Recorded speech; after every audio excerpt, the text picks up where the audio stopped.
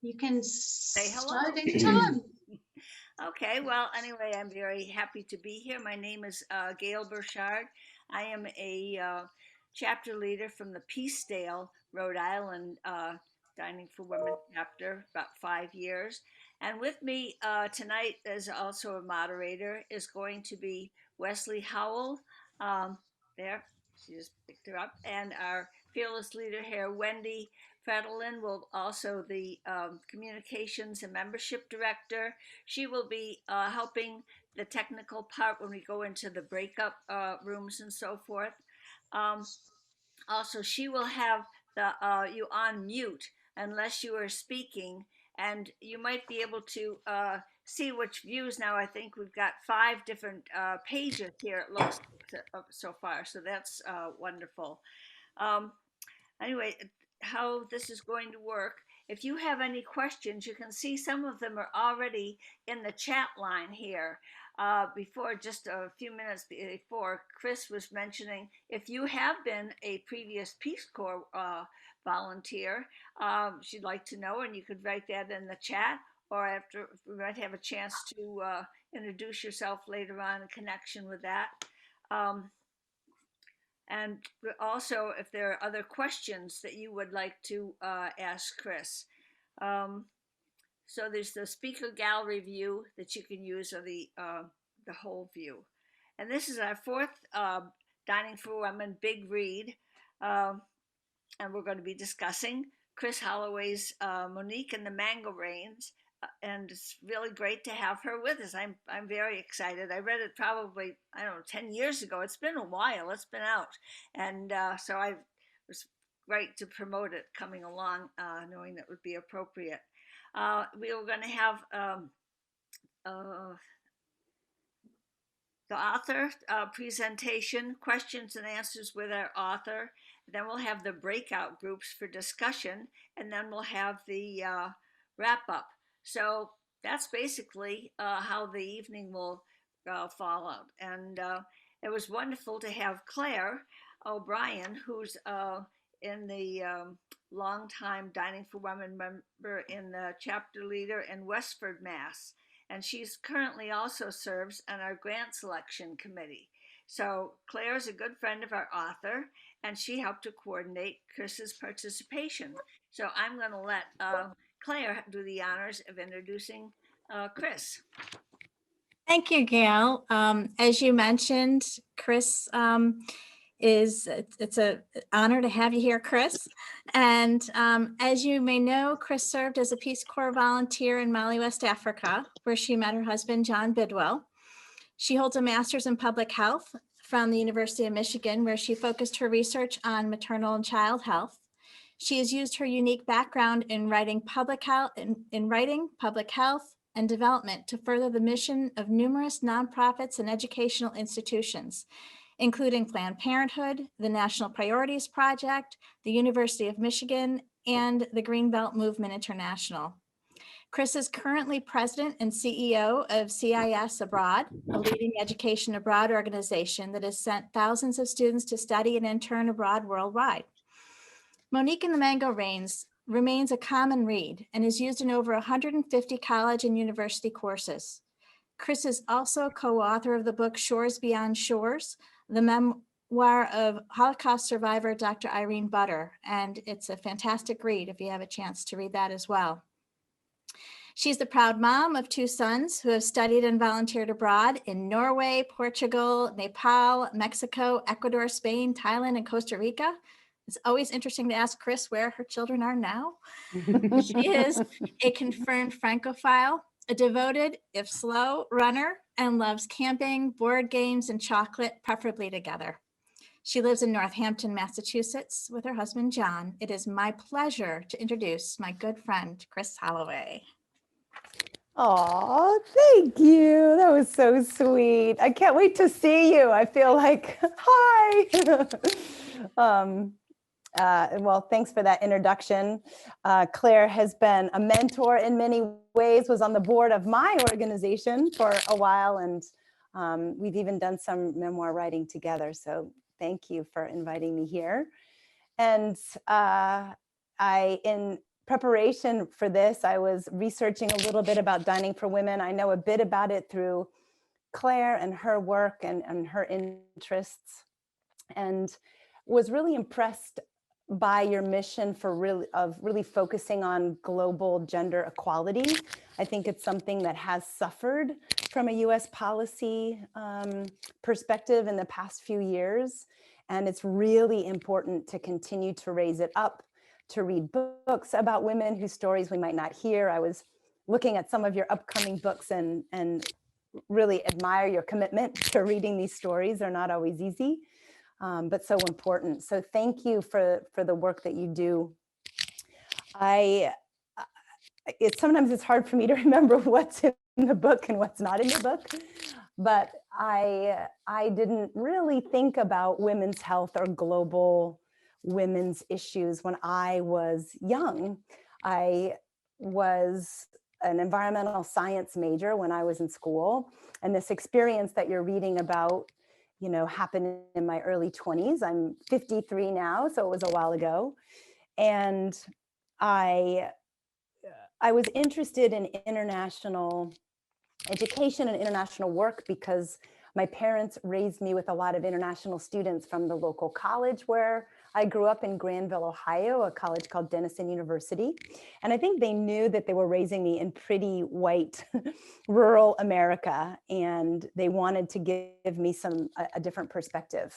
And so some of the most interesting experiences that I remember were the customs and the foods and the music of the international students that I lived with, especially an AFS student from Cairo, Egypt, that I lived with my senior year in high school, and she was a high school student with me. And so it really wasn't until I joined the Peace Corps that I started thinking about these issues, and was actually sent to Mali, West Africa. I was a senior in college, and really was taken by a course in West African history that I was taught by a woman from the Ivory Coast, and was fascinated by the history of colonialism. I guess I didn't realize that wealthy countries got wealthy on the backs of other people. I really hadn't studied colonialism until that time. And certainly the environmental degradation as the Sahara Desert expanded. So I was lucky enough to be placed in Mali, West Africa, after having learned about the country, which doesn't always happen. Those of you, I know there's one at least Peace Corps volunteer from Iran, you feel like they might kind of point at a map and, you know, close their eyes and point and say, there's where you're going. But for me, I was quite lucky that it built upon my almost fluency in French, because I'd studied abroad in Paris as an undergrad, and my interest in environmental science.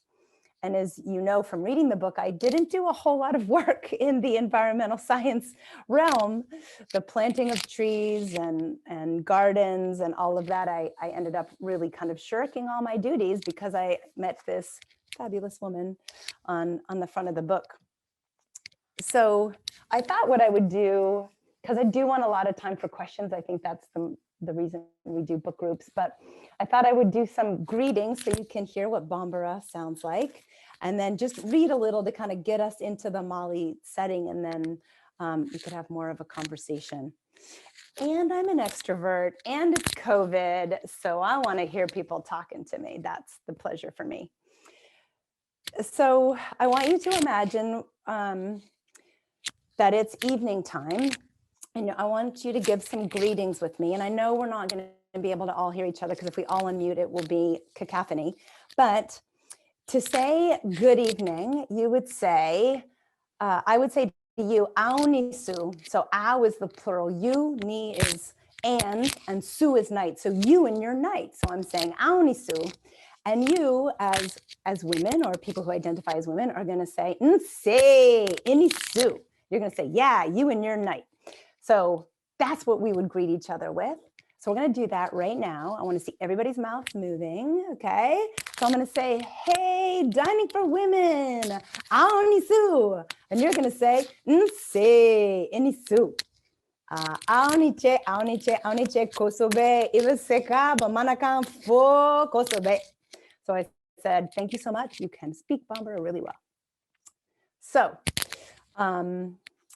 I want you to imagine it's about 7 o'clock at night. It's about 90 degrees. I know that's hard for us in the snow to imagine. And you are a Peace Corps volunteer in this little town of Namposela on the edge of the Sahara Desert. And you are about to, am I making crazy sounds? Wait, I'm seeing I'm starting to look at this. Wait a second. I think you are. I think somebody identified it as your microphone hitting your jacket. There Wait, you hang go. on. Wait a second. Let me take it off, ladies. All right, is that better? I was checking everybody's microphone. Everybody was on mute, and I thought, I think it might be Chris, but I don't want to interrupt her. Oh, you can totally interrupt me. No problem. Thank you. As I get excited, I gesticulate. So it'll probably be a good thing that I have that off. Is that helpful now? Is that all good? Great. So back to Namposela. So you're going to be walking in along a path to have dinner in the evening. It's hot, but it's a little cooler than it was during the day. The sky is absolutely huge at night because all of the buildings are made with mud bricks and they're made by hand. So they don't go up so high that they mar that sky. And you are smelling wood burning on open fires as families are cooking their food outside in their walled compounds. And you're hearing conversations as families gather at the end of the day.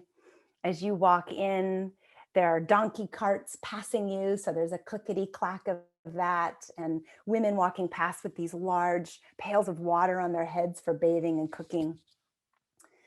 And you sit down, you arrive in your compound and you sit down on the ground on a small stool in front of this really beautiful steaming bowl of tow or millet porridge that your friend Monique has prepared for you. And you're about to dig in with your right hand, because you eat with your right hand, when she invites you to see a birth with her. And you're a little cautious because you know that the lifetime risk of a woman dying in childbirth or pregnancy in Mali is 1 in 12, but you decide to go.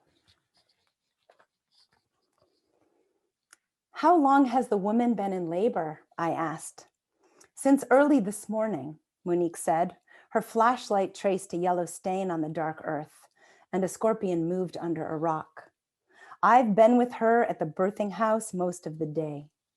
So will she give birth soon? I asked. Ah, God willing, you'll see there will be no rest for your Monique tonight. How old is she? I said, jogging a couple of steps to stay next to her. 17, Monique responded. I was glad to be with Monique.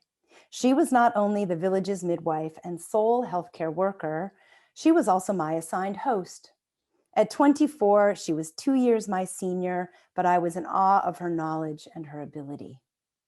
You're sure it's all right if I come along? You know, I've never seen a birth. Of course, she said, smiling up at me from beneath her blue sequined headscarf. Her voice was always poised to break into a belly-rich laugh. A woman is always welcome at a birth, Fatoumata, Monique explained, using my newly acquired Malian name. And I am glad your first will be here with me. Monique's face was youthful, sweet really, a brown symmetrical disc with arching eyebrows, widely spaced eyes, and a slightly upturned nose, making her look like a kid.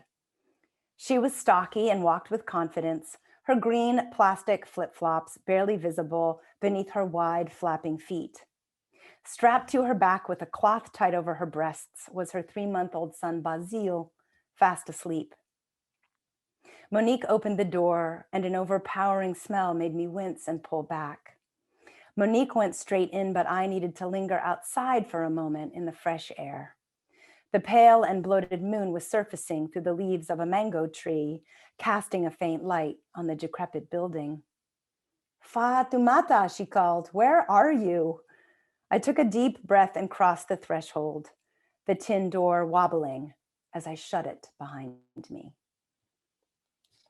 And I'm going to leave it there because that was my entrance into a completely different world of women supporting women in community.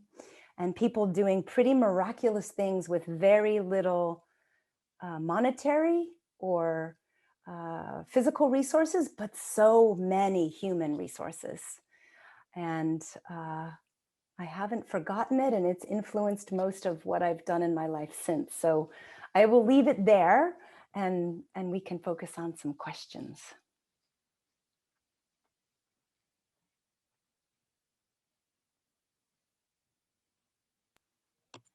All right. Well, we had a couple set aside for you here, Chris. And one is I think you did such a wonderful job of honoring Monique by telling her story in her context. Do you remember any specific decision points where you resisted a temptation to amplify the quote strangeness or to share the more of your own personal challenges or perspectives? Yes, I think for me, it was actually hard to insert myself in the story. I really started out wanting to write a biography of Monique and really have it be mostly about her. I didn't want my perspective in there. I didn't really think that was valid or that was interesting. And it was through writing the book that my writing group said, no, actually, we can understand and love her because we identify with you as a Westerner trying to make sense of this new place. And so it still is certainly full of my perspective, and certainly from a Western standpoint, right? I can't not own that. But in many ways, I didn't have that experience of strangeness because the Peace Corps offered really good cultural awareness and cultural training. And I was so welcomed into that community. And I think being young too, there's no hubris for me. I think it might be a little bit harder now because I think I know things because I've had so much experience. And I do think that there's a lot I could say. The book is maybe a third to half of what I actually wrote, but my writing group helped me focus on does this help illuminate Monique and who she was as a woman and my friend? And so there's a lot about my relationship with John and what it was like to be a Peace Corps volunteer, and actually stuff that would have made it a weaker book that I took out. Very good.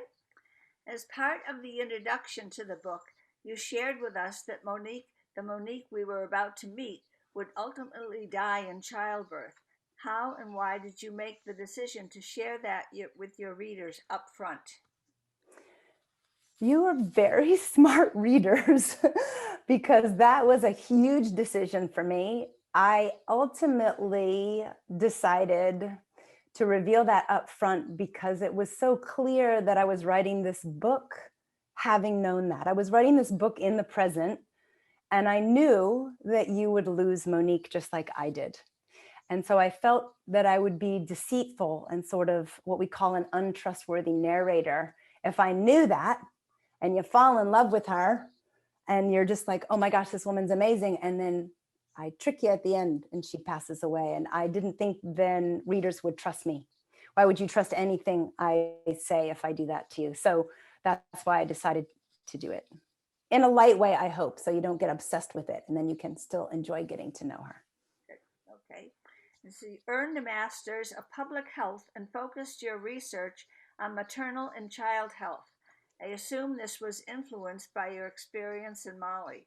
How else did your experience in Mali influence your future career and involvements, including your current position working for an education abroad organization?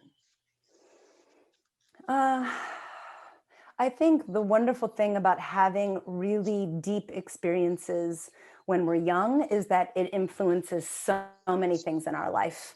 You know, a little tiny change here at the base of a long lever, right, can have a really big differential change. And that's why I think focusing on women and girls is so important. So it's hard for me to say what wasn't influenced by the Peace Corps because I joined it right out of college. But certainly I met my husband there. I had my kids at home with midwives there. I went into public health because of that, and now lead an organization committed to sending young people abroad because we deeply believe in the type of world that's created when we know more than our own backyards and love people and care about people in other places. So I think had I not studied abroad, I also wouldn't have thought to join the Peace Corps. I think that would have been too big a leap for me. So yeah, I think if I could do one thing, I would create a national service program where everybody who graduated from high school had to work for 1 or 2 years somewhere in the States or abroad with other people. That's my path to peace. Yep. Agree. Okay, since your time with the Peace Corps in Mali, have you seen much progress in the country in terms of some of the other challenges experienced by women like Monique? For example, FGM is still legal in Mali. Yeah, there has been changes. So they still tend to hit some of the larger cities in Mali, but if you look up the UN Sustainable Development Goals, which grew out of the UN Millennium Development Goals, you can see that literacy rates in Mali, access to water rates, vaccination rates are actually all little by little, they've gotten better. Maternal mortality is the one thing that has not gotten better. Why? Because it's really connected with women's rights. And that's a harder thing to move the needle on. So there's good news overall, but sub-Saharan Africa is still a place where some of the hardest to hear statistics still exist. There's still a lot of really great people doing great work that we can support. Okay. This last one from here. Your children have traveled and done service work in many different countries. Did you instill in them an interest in learning about different cultures and providing service? Why do you think that this is important? You sort of just answered that, but it's important to hear it again. Well, I think, and I certainly look at the US this way too, that our common humanity is so much bigger than what divides us. And if we think that we are not connected to climate health, animal health, and people health, COVID has showed us that we are all in one big basket. And so it's really important to understand who we consider our sisters and brothers to be, and to expand that definition so we care for more people. And I think once you get to know people through experiencing common struggles together, then those stereotypes really become two-dimensional and fall away. And Monique really did that for me, because we would have been friends anywhere. I really believe that. And so John and I have made a lot of opportunities available for our kids whenever we could, because it's a pretty deep value in what just a deep value in who we are as a couple and a family. Okay, thank you. And now I think we're going to turn it over to Wendy, who can go along the chat and pick out questions that people have written in that they would like to ask. Sure. Yeah, I'll read through them for you, Chris, so that you don't have to be scrolling through the chat. And there's quite a few that have come in already. The first one, which you touched on a little bit, but love to hear more. How did you acquire the courage to face the physical challenges of Mali? I was naive. That's how. I didn't know what I didn't know. I should have been a lot more scared about infectious diseases than I was. I was more scared about loneliness because I'm an extrovert. But I just sort of discounted it. I was like, malaria. I'm a camper, I'm tough. So I had that courage, naively so perhaps, but that wasn't an issue for me. Now, you do mention when you and John were, considering whether to extend your Peace Corps stay, that, you were ready to go home, and that you were kind of tired of experiencing, sort of constant physical ailments, not feeling great. Can you tell us a little bit more about that? Like, what were did you get malaria? Did you? John did. So he got malaria really badly.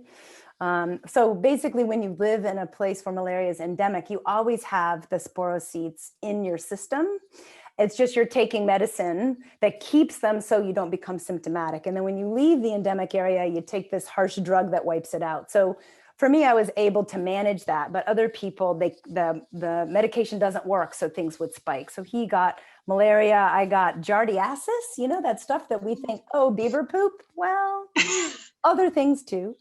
And gosh, blasto, schistosomiasis. I mean, we got it all because it's like, do you dehydrate or do you drink dirty water? And we were faced with that a lot. And some of it, I think, is our own fault, just not being prepared, jumping on your motorcycle, forgetting your water, the things that our kids do, right?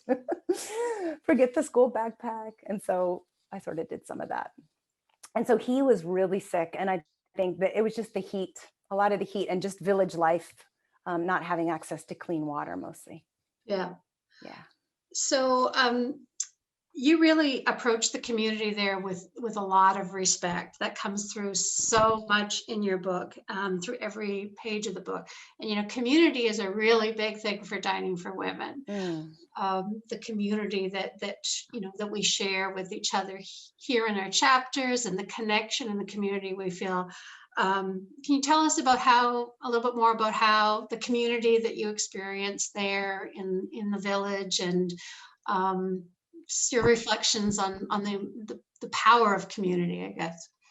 Yeah, I think what I miss a lot about Mali is that they don't have a lot of material items, but how you they view somebody who's a guest, which would be me, right? The foreigner, l'étranger, as the weakest member because they're out of their community. So you have to accord the most respect to them because they don't have anybody, the poor things.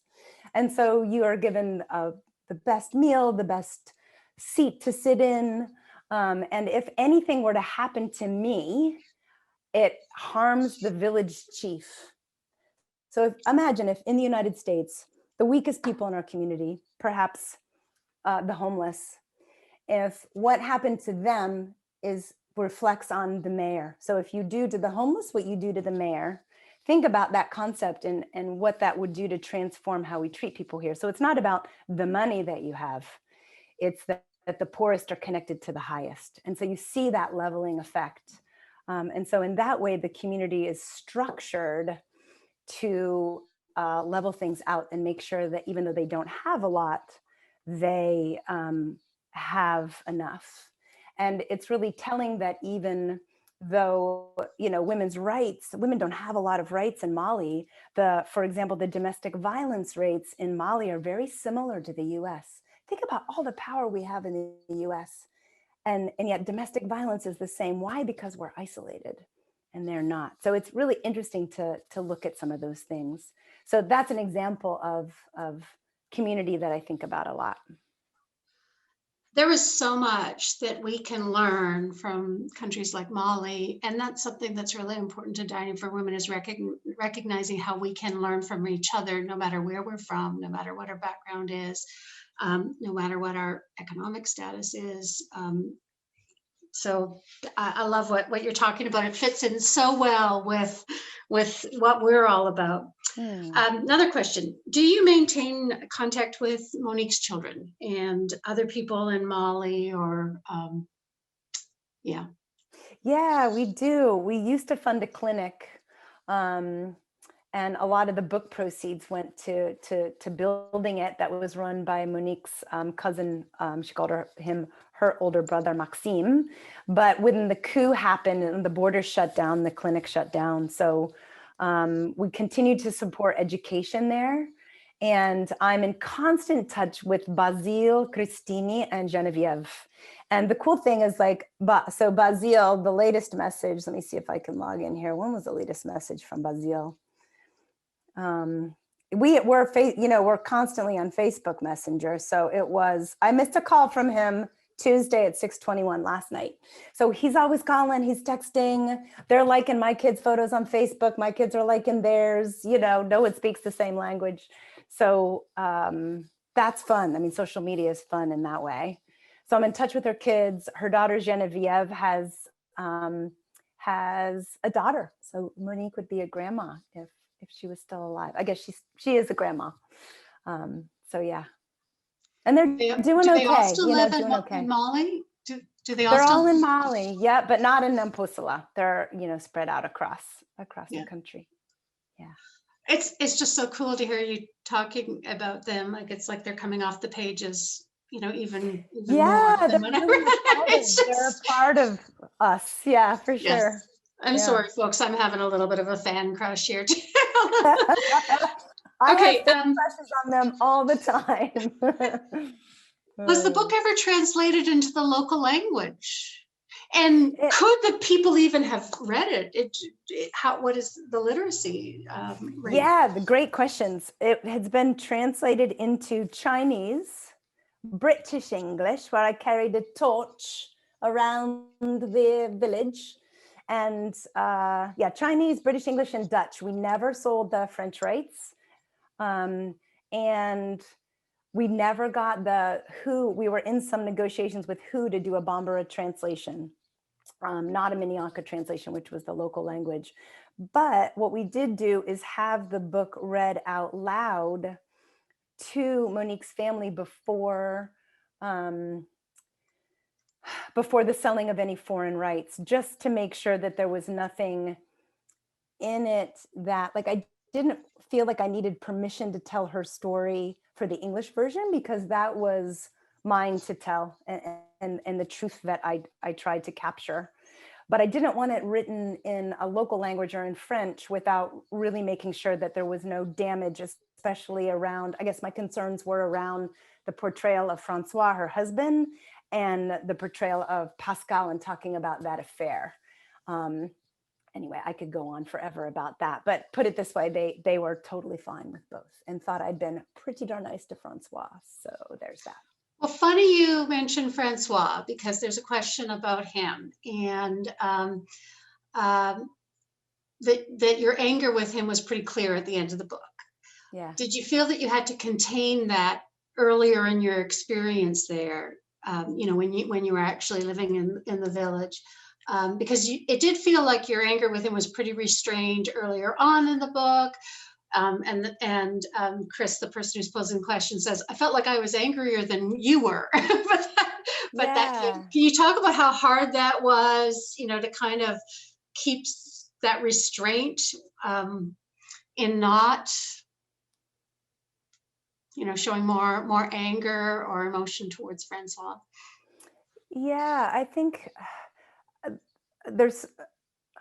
I don't remember being really angry. I remember thinking it was unfair, but it was so clearly not the right thing to express that anger, because it's easy to have like sort of indignant anger when that's not the life you have to live. But it was so clear that this was Monique's life, and I didn't want to do anything in any way to compromise her or to have an effect that I didn't know what that effect might be when I left. And I still think I probably had some negative effects when I left, And so I don't remember being really angry. I remember being angrier when I went back. And I think there is something, when you're living in a culture, you kind of just get used to things, for better or worse, or, you just are surviving and you kind of just adapt. And I think I did that in some ways, even though I could still see that I wanted to make sure, we were talking about female genital cutting, or we were talking about how she needed to get her salary. But I tend to be more of a cautious person about how my own behavior might have an adverse effect. But when I came back to Mali when she died, or after her death, and we were there for 2 weeks and we came back again, that's when it really struck me, because I didn't have time to acclimate to that culture. Yeah, I think you were very, very respectful in writing about and understanding that this was the culture that you were living in, and not imposing your will on it. Were other women in the village as open to changes, like reconsidering female genital mutilation, as Monique was? I mean, once you sort of started to educate her and let her know, no, this is not something that happens to all women. She was certainly open to it. What about the other women? Did you ever kind of get a sense, were they interested in maybe changes? Yeah, I think there would be certain women that would hang out a little bit more and talk to her about things, but you'll have to remember that the other women would speak Minyanka. So Bambara was the, sort of trade language, but they would speak this local language of Minnetonka that I never really learned other than greetings. And so I didn't, I couldn't pick up any nuances about that. And it felt so private that I could kind of see these same women who would be hanging out, but I really wasn't privy to those conversations. And I have to say, Monique was pretty extraordinary in her capacity to have the stranger come in and be like, yep, now, I never thought this was good, or I always thought that was true. And now you're cementing what I already kind of believed. So she was truly a leader in that way. Yeah. What did you miss the most about Molly when you returned back to the States? I think it was the feeling of community, of greeting people. I remember coming and landing in New York, and with the first week trying to greet everybody, like each person, each person you pass, you're like, hello, you're a person and we're having this moment.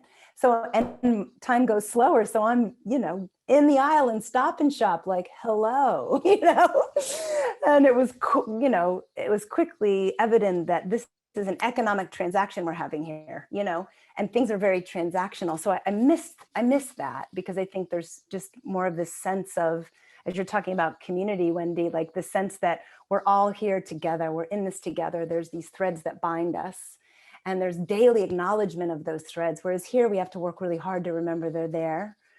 And then I think second would be living outside. Just, we were never inside, we were always outside. So being able to tell the time by the moon, or just feeling really connected to the earth and not separate from it. I do miss that. Did you miss the food? And tell us a little bit about the food that you were eating when you were there.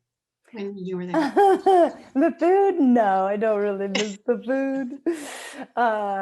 I mean, it's very, like many agrarian societies, it's whatever's growing, right? So it was always the millet paste, tow, or rice with whatever leaves were in season, or whatever meat they could put to flavor it. And, I'm still the lifelong vegetarian, just a lot less righteous than I used to be.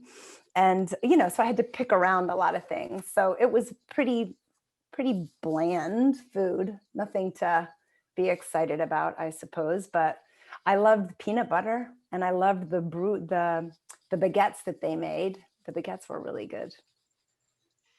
So what about when Monique came to the States? Tell us a little bit more about, someone's asking, what was her reaction to making presentations to people in the States? Gosh, she had put a lot of trust in me, because I think those of you who've traveled to other places, certainly places in the developing world, there's a stereotype that the United States is like this amazing, magical place, and everybody here is wealthy and smarter than everybody else, and all this, right? Like our cultural footprint is outsized. And so she didn't think she had anything to teach anyone. She's like, how am I supposed to do these presentations? I have a 6th grade education. I don't know. I'm like, Monique, you know so much. Trust me that people are going to be blown away at what you know and what you do. And they were. And so it's because she was so good at reading people. She could see by the early on conversations and by the receptivity that she had from the audience. And that was self-reinforcing. So it was really out, after the first couple that she hit her stride. And then she's like, who else wants to hear what I have to say? She had fun. Because if you can imagine, she's getting feedback that she's never gotten. There's even men listening to her. What? And I think the downside of that, looking back on it, is here was this window into what life could be like. And I had an instinct to keep her here, to be like, don't let her go.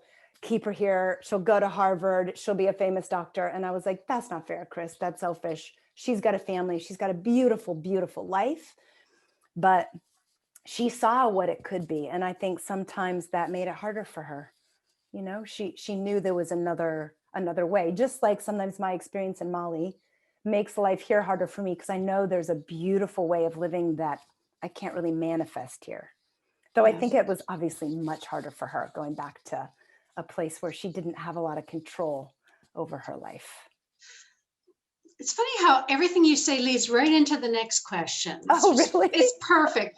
And I'm gonna end the questions with this and give everyone a chance to chat a little bit, because part of this is also community building for us. And so having at least some time for all of our members to meet new members that they maybe don't know from across the country. So I still want to have a little bit of time with the breakout groups. But there is the question of why Monique did not take advantage of the availability of contraceptives when she had enough children. Do you have any insight into that? Yeah, we wrote a lot about this, but her husband was spreading the rumor that she was a prostitute, and that's why she wanted to be on the pills. And then other women were saying, well, we don't know if we believe that, but she hasn't had any more kids. So what if when we're taking the pills, it means that we'll never have any more children? And so there was some sort of political and social reasons that she needed to take them, but then she felt like she needed to have a couple more kids because that's just what people did. At least that's what we were writing back and forth in the years when we were apart. Yeah. Wow. Well, we could go on and on, Chris. And like I said, I've kind of just sort of enjoyed talking to you. I hope everyone else has enjoyed the discussion and everyone's questions were great. So we're going to take probably about 10 minutes in our breakout groups. Like I say, this is partly to build community as well amongst each other. And there are some discussion questions that, we're suggesting. They are in the chat. They may be a little bit hard to find now. There's been so much chat since I posted them. I can try to do it again. Chris, you did say that you might be willing to kind of pop in and out of some breakout groups. You just throw me into wherever you want to throw me, Wendy. All right. I'll trust you. So you're gonna go into the first group automatically with kind of everybody else, and then I'll pop in at some point and maybe take you out. So please, it's completely random, guys. I'm not favoring anybody by where I put her. All right, 1 second, and Chris, if you have anything else you want to say while I'm doing this, it just takes about a minute to do this. Yeah, I guess. No pressure. No, I'm always happy to talk. If there's questions that you had, my email is connected to the Chris Holloway Books website. So email me if you're like, oh, I really wanted to ask this question. I'm happy to email you back. And I wanted to give a tiny plug for the Shores Beyond Shores that I wrote with a Holocaust survivor, because I think Irene would be willing to do one of these as well. She's one of the only Holocaust survivors that is still speaking. She was just on CNN as the survivor who spoke on the UN's international. Hi, everyone. As you're coming back, it takes a few minutes to get everyone back into the main room. So Wesley, I'll give you a heads up when it looks like everybody's back. Yeah. It's always so hard, right? Because you're talking and then the countdown clock's going and then all of a sudden, boom, all your friends disappear. I know, I know, and I didn't get to move Chris around as much as I liked, but as I would have liked. I also just want to let you know that you're going to see very shortly. Hopefully, you'll see a little poll coming up. That it's just a 1-question poll.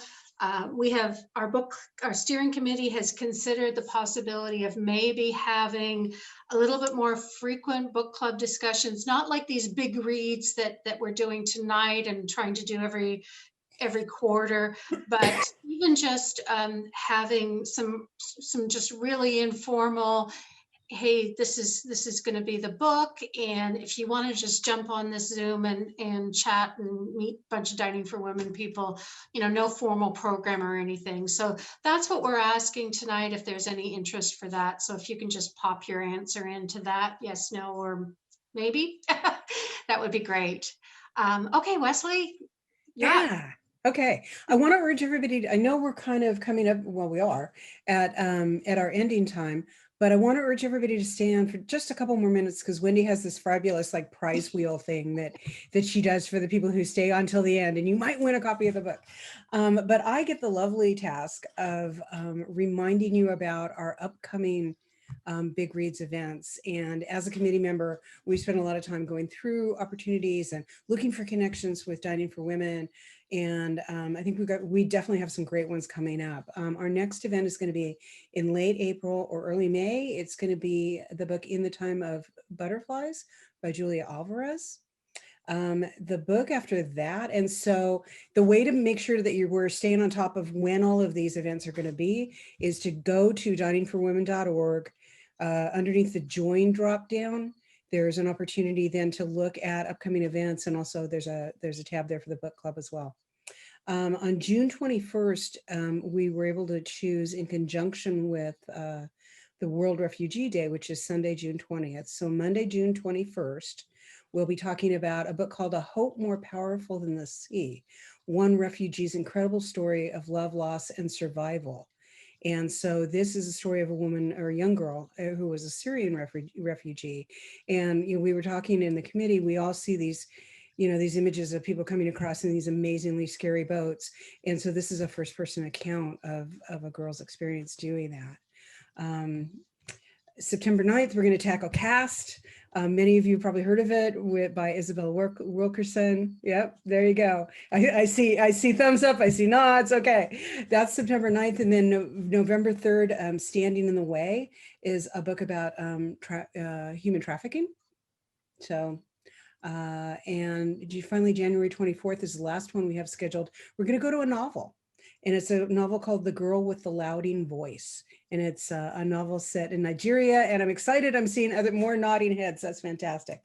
So make sure to keep an eye on, again, diningforwomen.org, on our upcoming books. Bring your friends. And Wendy, I think we're ready for the wheel. Awesome. I'm just putting in, I want to make a reminder to everyone about Chris's second book that she co-authored with John and with Irene Butter. And Chris, I will be in touch with you. We are very interested in possibly having Irene Butter join us for a discussion. We think that would be awesome. So, before I get to the Wheel of Names, just in case people start drifting off and whatnot, I want to say thank you to Chris Holloway. Well, first of all, I'm going to thank Claire O'Brien for connecting us with Chris. For getting us, Chris. Hey, Claire. And then I want to thank Chris. I met with you beforehand and talking with you today. You are just lovely, and you have shared so much with us, and it's been such a fun evening. Thank you for being part of our book club, and I think that everyone is going to remember this evening and probably be very excited to read your second book. I'm so glad we recorded it. Yeah. Yes, and this is recorded if you know of any friends that couldn't make it tonight that would like to watch. All right, so now we're on to the final thing, which is, I'm going to end the polling here. There we go. Thank you for everybody. It looks like there's quite a bit of interest there, and we will maybe look at working on that. So now it's time for my famous prize wheel. We've had so much fun with this. Okay, where is it? Here we go. I'm going to share my screen, and we are giving away 3 copies of In the Time of the Butterflies by Julia Alvarez. And if you didn't see the chat, oh, by the way, she's going to join us for a book club discussion. So, which is just incredible. We are finalizing dates right now. So 3 copies of In the Time of Butterflies. You have to be here to get it. Let's hope we get people that are here quickly. And let's just spin the wheel. Sarah, are you here? I am here. Yay! Nice, Sarah. Wonderful. I will be in touch with you about sending you in the timer butterflies. That's wonderful. Thank you. I'm removing you because you can't win twice. I love this. Here we go to the second one.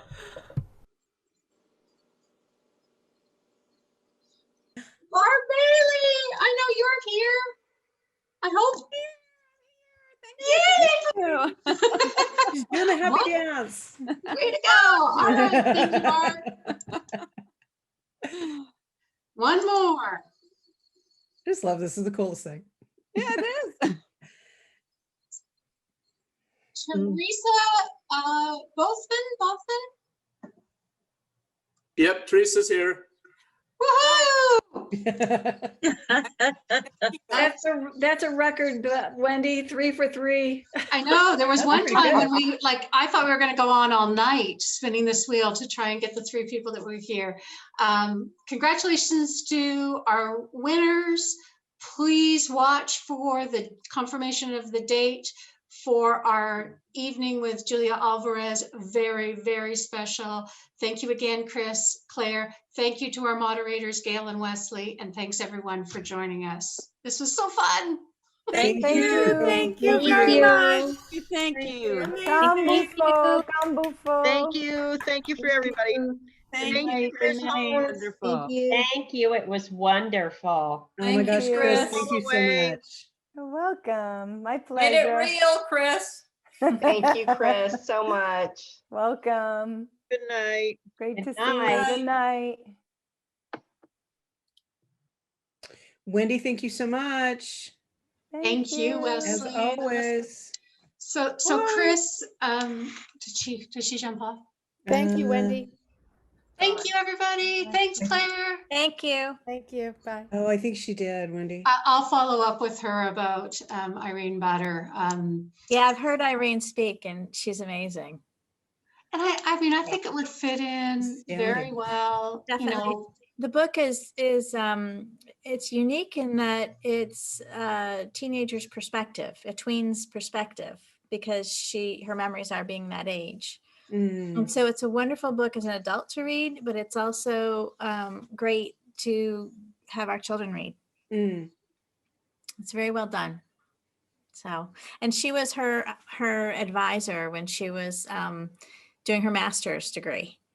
oh, is that, so that's how they met that's- each other. So that's how they met each other. And then that was where she said, you really need to record this. And so Chris and John have been working for years because Irene is older and it's really hard to put the memories down. Mhm. And she really has worked with her for so long, doing writing sessions and taking the time to do that. So. Well, I'm hoping that it would be really great to be able to schedule that soon, you know, maybe even later in March or April. You know, everyone is still pretty, you know, isolated at home. And this is what Chris said, was that Irene might be interested, you know, would be interested in doing it because she's not having to do a lot of other presentations and travel and whatnot. And I think we should just grab that opportunity before her schedule fills up again. No, that's great. Well, thank you, Wendy. Oh, well, thank you guys so much. Have a lovely evening. Goodbye. Thanks, Yeah, Wesley. bye-bye. Good night, everybody. Bye. I feel like I gushed too much, but I just really, really enjoyed meeting I Chris. think it was very authentic, Wendy. It was very authentic. And that's all any of us can ever be, right? All right, that's right, exactly. All right, good night, Wesley. I'm so glad you Bye-bye. joined the book club. Thank you.